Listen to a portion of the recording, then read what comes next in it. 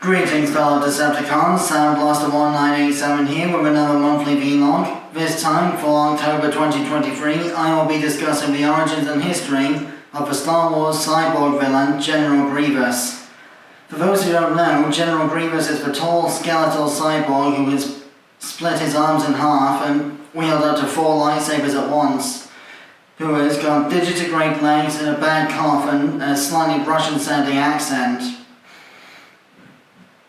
However, he was not always the cyborg Jedi killer we all know and fear. Allow me to explain. You see, well, before I begin, allow me to apologize in advance if I butcher any pronunciations for some of the alien names in this video. There's only really one main alien species name, and that's, Grievous's pre-cyborg identity, but still.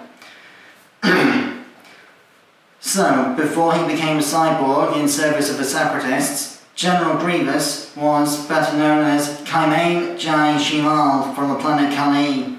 He was also the ruler of his people at the time, a ruthless, unrelenting warlord who absolutely hated the idea of anything getting in the way of his absolute power.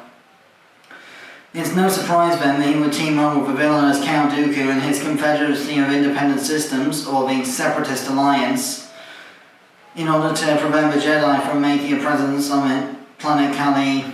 So, of course, Grievous, Kaimane was taught in the ways of lightsaber combat by Count Dooku, despite not being Force sensitive. In order to prove that the ultimate Jedi killer did not need to rely on the Force the way the Jedi do. And eventually, after killing enough Jedi, he managed to steal their lightsabers as battlefield trophies and ended up using the lightsabers he stole as his own weapons against other Jedi in future, killing them and stealing their lightsabers and perpetuating the cycle, so on and so forth. However, in order to ensure his loyalty to the CIS and to further enhance his hatred of the Jedi, Count Dooku hatched a plot to make Grievous's life almost completely and utterly destroyed, then lie about the Jedi's involvement in such things.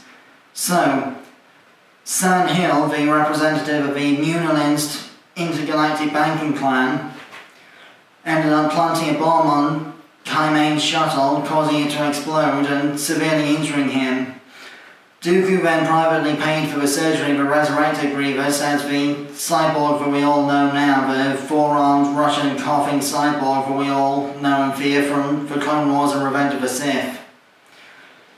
As a result of this, Dooku lied to Grievous about the cause of the bombing incident, saying that the Jedi had done so in order to assassinate him before his power within the Separatists could be too powerful. As a result, Grievous was twisted and manipulated by Dooku's lies to hate the Jedi almost as much as Palpatine does. As such, Grievous dedicated his time to commanding armies of battle droids and invading the Republic planets and training his own lightsaber combat skills. Because of his high rank within the Separatists, General Grievous had a contingent of personal bodyguard droids, the IG-100 Magna Guards, made by the same manufacturer as the IG-88 series assassin droids, which later killed their own creators because they were too good at their own programming. But that's a story for another vlog. So, in order to maintain some semblance of his original Kali-ish origins, General Grievous shrouded his IG-100 Magna Guards with the official robes and cloaks of his original organic bodyguards from his home planet, right down to the symbols and patterning and such on the tattered clothes that the guards wear. These Magna Guard droids were also fitted with a backup servo motor in their necks so they could continue fighting if their heads were cut off by a lightsaber.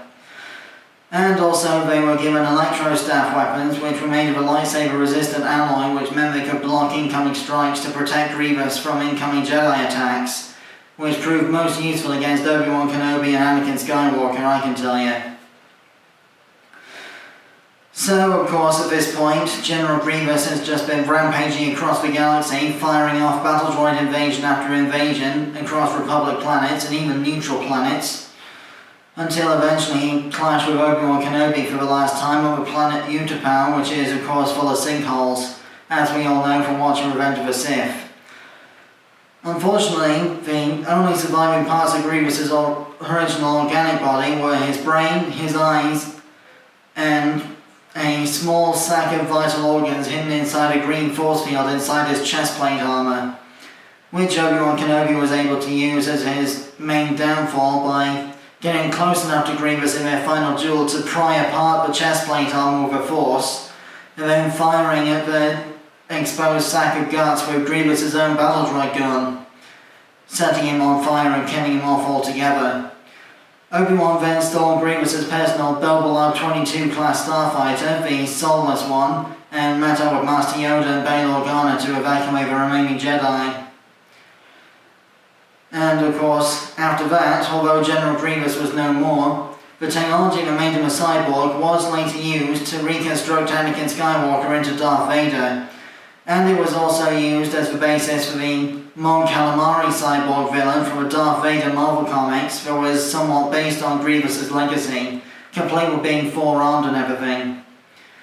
In his new form as a four-armed cyborg, Grievous could split his arms into two so he could have four lightsabers at once, and then he could use his twirling wrist motors to spin his lightsabers like twirling buzzsaws to cut up anything around him. I'm surprised he never cut a hole in the floor and made himself fall through the ground doing that, to be honest, but either way.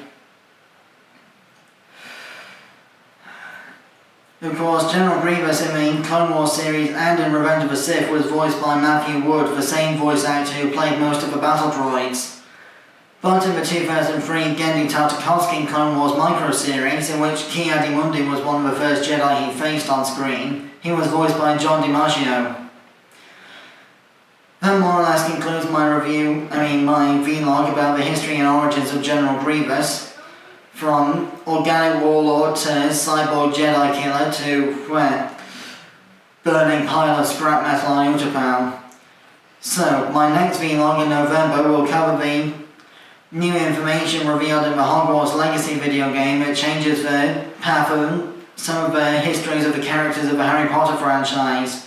Till then, my next review will be Dark of the Moon Darksteel, an extensive retool of Sideswipe from the live-action movie design that is based on an homage to Beast Wars Quick Strike. Till then, till all are one, and may the Force be with you, always.